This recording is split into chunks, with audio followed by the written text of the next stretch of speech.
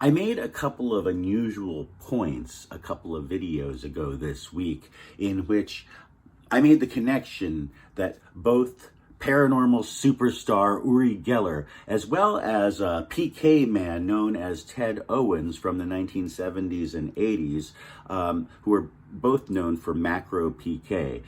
They also made predictions, and they also did all kinds of things that were kind of similar to each other, and therefore it caused me to wonder, since they also both had UFO experiences, whether or not paranormal or PK abilities has something to do with extraterrestrial experience.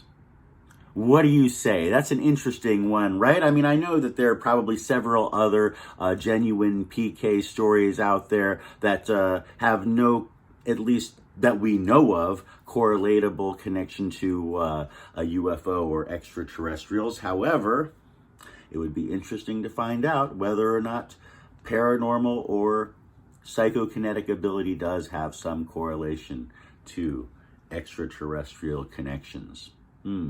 Right? Comment below if you have any thoughts regarding that. And I actually have a couple of other thoughts that have nothing to do with extraterrestrials with regards to PK. However, also the truth is that in many ways, I also mentioned that we are all star children, possibly in some way. So with that in mind, maybe we all have some kind of PK ability. And we're going to be talking about that in this video. In fact, while you're at it, take a moment to like, subscribe, and hit that little notification bell by the subscribe button. That way I can continue to make videos like this just for you. These are my real life stories of the impossible. I'm Alain Nu, the man who knows. And now additionally, regarding psychokinesis, I observed whether or not there is an extraterrestrial component to PK or not.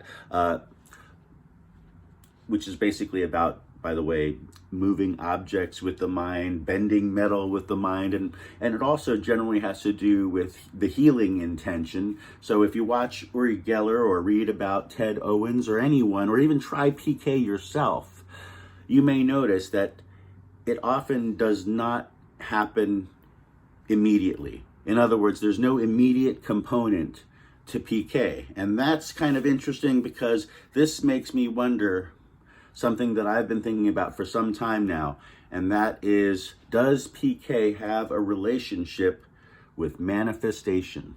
I mean, both are activated by human intention.